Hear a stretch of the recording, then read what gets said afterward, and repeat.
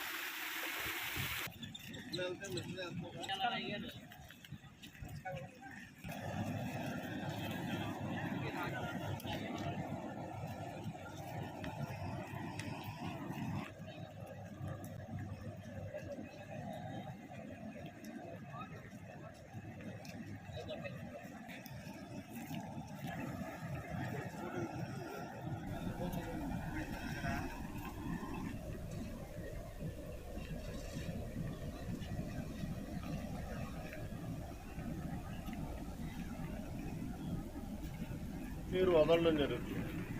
5,000తో start అయినటువంటి 1,500తో start అయినటువంటి అవుట్లో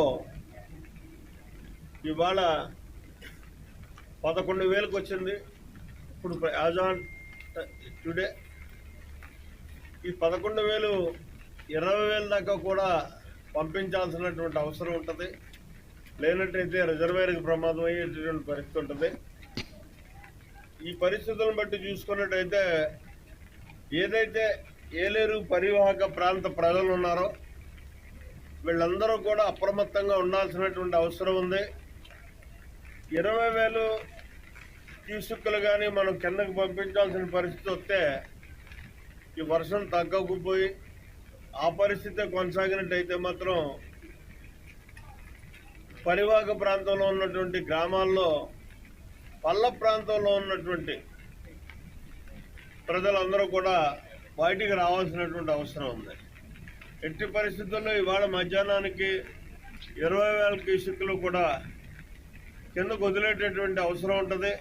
కాబట్టి ఇటు సోమవారం కానీ కృష్ణవారం కానీ అలాగే ఎస్తమాపురం కానీ సుంగరాయనపాలెం కానీ గోపాలపట్నం కానీ రాజుపాలెం రామకృష్ణాపురం వీరవరం గ్రామాల్లో ఉన్నటువంటి ముక్కుళ్ళు ఈ గ్రామాల్లో ఉన్నటువంటి పల్ల ప్రాంతంలో ఉన్న కుటుంబాలన్నీ కూడా సేఫ్టీ ఫేస్కి అంటే బయటికి రావాల్సినటువంటి అవసరం ఉంది. దానికి తగ్గట్టు ప్రభుత్వ యంత్రాంగం కూడా ఏర్పాట్లు చేయడం జరుగుతుంది. ఏదైతే హై స్కూల్స్ ఉన్నాయో హై స్కూల్స్ అన్నింటినీ కూడా ఇప్పటికే తయారు చేయడం జరిగింది. ఎవరైతే నిర్వాసితులు ఉంటారో వాళ్ళందరినీ కూడా అక్కడ పెట్టడానికి వాళ్ళకి కావాల్సినటువంటి అన్ని సదుపాయాలు కూడా ఏర్పాటు చేయడానికి కూడా ప్రభుత్వం ఇవాళ సిద్ధంగా ఉంది.